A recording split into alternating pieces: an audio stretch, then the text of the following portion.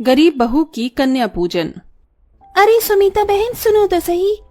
हाँ बोलो अनुपमा जी। चलो चलते हैं। कहाँ? अरे और कहाँ, नवरात्रि शुरू होने वाली है, साथ चलकर ही व्रत का सामान ले आते। सुमिता अपनी पड़ोसन की बात सुनकर दुखी सी हो गई। उसके पड़ोस में वो औरत अभी कुछ दिनों पहले ही रहने आई थी, जिसकी वजह से उसे सुमिता के घर के बारे में कुछ भी पता नहीं था। जैसे ही उसने सुमिता को अपने साथ चलने को बोला तो पीछे से एक मोहल्ले में ही रहने वाली औरत बोली, अरे बहना तुम भी किससे जाने को बोल रही हो? इस बेचारी के घर तो बस 2 वक्त रोटी बन जाए उसी में भगवान का एहसान है। इसके पास पैसे नहीं होंगे जो ये नवरात्रि का बढ़ती सामान खरीदे। क्यों सुमिता बहन? मैं भी परेशान हूँ, आप लोग जाइए। सुमिता की पड़ोसन कड़वी बातें सुमिता के मुंह पर मारकर चली गई। दरअसल सुमिता बेहद ही गरीब थी। जितनी उसके अंदर जान थी उस हिसाब से वो बेचारी मेहनत तो करती थी, लेकिन कुछ खास उसके परिणाम सामने नहीं आते थे।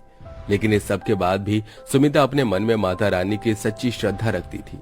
जब वो बाहर से घर में आई तो बस अपना दुख बताने को माता रानी के आगे बैठ गई। उसने उनके सामने मिश्री का प्रसाद रखा और रोते हुए बोली, हे माता रानी, मैंने कभी अपनी जिंदगी या हालातों से शिकायत नहीं की, लेकिन ये लोग गरीबी का भी ताना बनाकर मुंह पर ही मार देते हैं।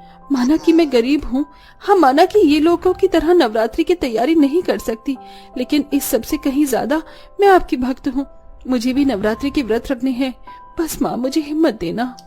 सुमिता काफी देर बैठकर अपना मन हल्का करती रही। उस वक्त उसकी सास और बेटा दोनों भीख मांगने के लिए मंदिर गए हुए थे। कुछ ही देर बाद 2-4 रुपए लेकर वो दोनों लौट आए और गरीब सुमिता ने उन्हें रूखी रोटी खाने को दी। सुमिता का पति चिराग दूसरे गांव में काम करता था, लेकिन उसका काम इतना ज्यादा मंदा हो चुका था कि वो भी वहां से कुछ नहीं भेज पाता था। सुमिता के ऊपर दुखों का मानो पहाड़ टूटा हुआ था। दोपहर में तो सभी ने किसी तरह रूखी रोटी को निगल लिया, लेकिन शाम को सुमिता के पास अपने बेटे और सास को खिलाने को कुछ नहीं था। वो बेचारी बस रसोई में बेसुध सी बैठी हुई अपनी खाली डलिया देख रही थी। अब मैं राज और माँ जी को क्या दूं? अब तो लगता है कि यही करना पड़ेगा। बेचारी सुमिता ने सूखी हुई रोटी के डिब्बे में देखा, उसमें एक रोटी सूखी हुई पड़ी हुई थी। सुमिता ने उसे ही निकाला और उसे पानी में डुबोया। अब ये रोटी नरम हो गई है, दे देती हूँ। राज, राज बेटा, ये ले तू और दादी माँ खा लो। माँ आप नहीं खाओगी? नहीं लल्ला, मुझे भूख नहीं है।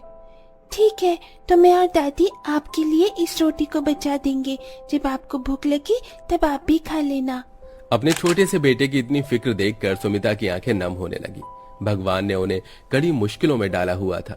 नन्हे राज और उसकी कमजोर और बूढ़ी दादी ने उस सूखी रोटी को पानी से लगा लगा कर निकला और सुमिता तो भूखी ही सो गई। ऐसा पहली बार नहीं हुआ था जब उन्होंने ऐसा खाना खाया हो। ऐसे ही 2-4 दिन और गुजर गए और अब नवरात्रि लग चुकी थी। हर एक घर से हर एक औरत सभी नवरात्रि के लिए तैयार थी।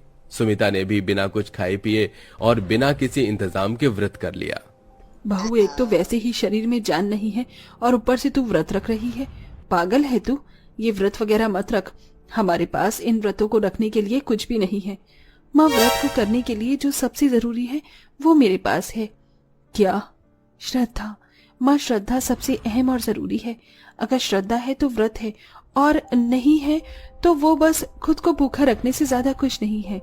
ठीक है बहू, अगर तुझे व्रत रखने ही है तो तू रख ले, मैं क्यों बेवजह तुझे रोकूं।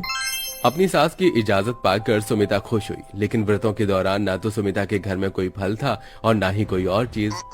बस सिर्फ उसके यहाँ मिश्री रहती थी, जो भी वो माता रानी को भोग लगाने के लिए इस्तेमाल करती थी। सुमिता ने लगातार नवरात्रि के 5 व्रत बिल्कुल भूखे रहकर पूरे किए, लेकिन आज का छठा व्रत उसे मुश्किल पड़ने लगा, क्योंकि उसे घर का भी काम रहता था और साथ ही अपनी सास और बेटे का पेट भरने की चिंता भी। अभी भी सुमिता भूखी प्यासी मंदिर के बाहर से भंडारा लेने की लाइन में लगी हुई थी कि तभी वो चक्कर खाकर गिरने लगी। अरे नहीं, मेरा तो सर घूम रहा है।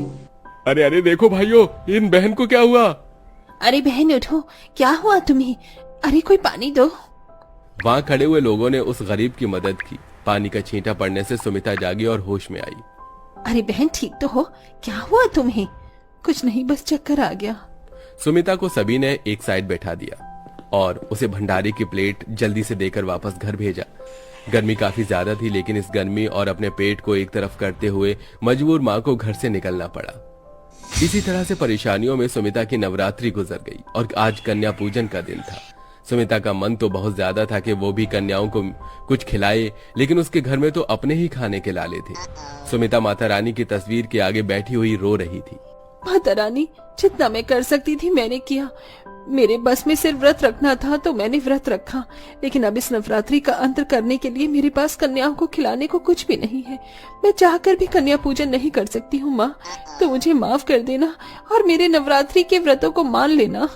सुमिता ने सच्ची श्रद्धा से अपना काम कर दिया था। कहते हैं ना, अगर इंसान अपनी तरफ से वो सब करे जितना कि वो कर सकता है तो फिर नामुमकिन हालात में करिश्मे होते हैं। सुमिता के साथ भी करिश्मा हुआ। जब वो रो रही थी तभी माता रानी की तस्वीर बहुत ही ज्यादा सुंदर सुनहरी रोशनी में चमकी और स्वयं माँ दुर्गा ने सुमिता को दर्शन दिए। सुमिता, परेशान मत हो, मैं तुमसे नाराज नहीं हूँ, बल्कि बहुत खुश हूँ जो तुमने ऐसी जिंदगी जीकर भी कभी मेरा दामन नहीं छोड़ा। नामुमकिन हालातों में मेरे ऊपर विश्वास किया, खुद सूखी रोटी खाई, मुझे मिश्री का भोग लगाया, खुद 9 दिन भूखी रही, लेकिन मेरे लिए कन्या पूजन की चिंता की। अब मुझे तुमसे कुछ और नहीं चाहिए, मैं अब तुम्हें कुछ देने आई हूँ, ये लो। माता रानी ने सुमिता की रसोई की तरफ उंगली उठाई और वहाँ ढेरों राशन आ गया।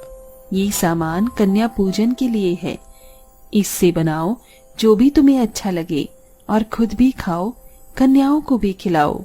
ऐसे बोलकर माँ दुर्गा गायब हो गई। बहुत देर तक तो सुमिता, महादेवी और राज बस यूं ही बैठे रहे, लेकिन फिर सुमिता होश में आई।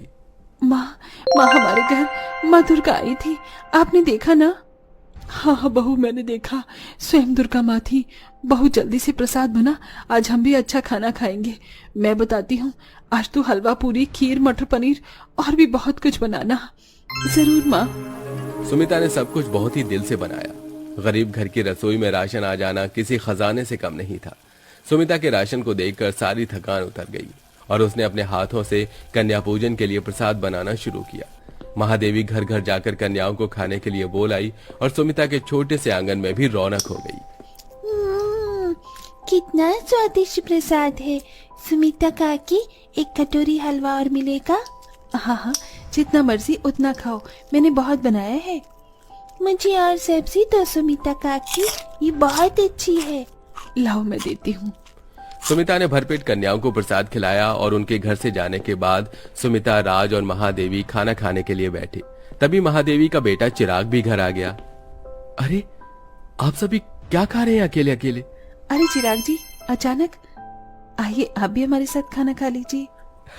अभी खाऊंगा, पहले तो मेरी बात सुनो। जानती हो आज क्या हुआ? जब मैं काम की तलाश कर रहा था तब एक बड़ी कंपनी का मालिक मुझसे टकरा गया।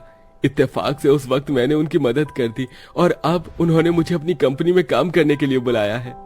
क्या सच? शुक्रिया माता रानी। चिराग जी, माता रानी का शुक्र अदा कीजिए, उनकी ही लीला हमारे ऊपर बरसी है। सुमिता ने सारी बात चिराग को बताई, जो भी आज के दिन हुआ था। सब कुछ सुनकर चिराग भी हैरान हो गया और बोला, तभी तो मैं कहूँ कि जिस घर में मेरे खाने के लाले रहते थे वहाँ आज इतना राशन कैसे है? ये सब माँ दुर्गा की ही कृपा है। सही कहा, माता रानी हमसे प्रसन्न है चिराग जी। और सही कहते हैं लोग कि अगर सच्ची श्रद्धा हो तो एक ना एक दिन हालात बदल ही जाते हैं। बस हमें मुश्किलों को देखकर हार नहीं माननी चाहिए। सुमिता की बात सुनकर सभी ने हाँ में गर्दन हिला दी। एक ही सेकंड में सुमिता की किस्मत बदल चुकी थी। कल तक जिसका पति बेरोजगार था, आज वो एक बड़ी कंपनी से जुड़ गया। कल तक जिसके यहाँ खाने के भी लाले थे, उस औरत ने आज कन्या पूजन में 9 कन्याओं को भरपेट खाना खिलाया। लेकिन ये सब बस सुमिता की हिम्मत से ही हो पाया था। अब सुमिता की जिंदगी बदल चुकी थी और अब सब कुछ ठीक हो चुका था। वेल दोस्तों, आप कहां से हैं और आप भी क्या हमारी तरह नवरात्रि के फेस्टिवल को मनाते हैं? अपनी जगह का नाम कमेंट कर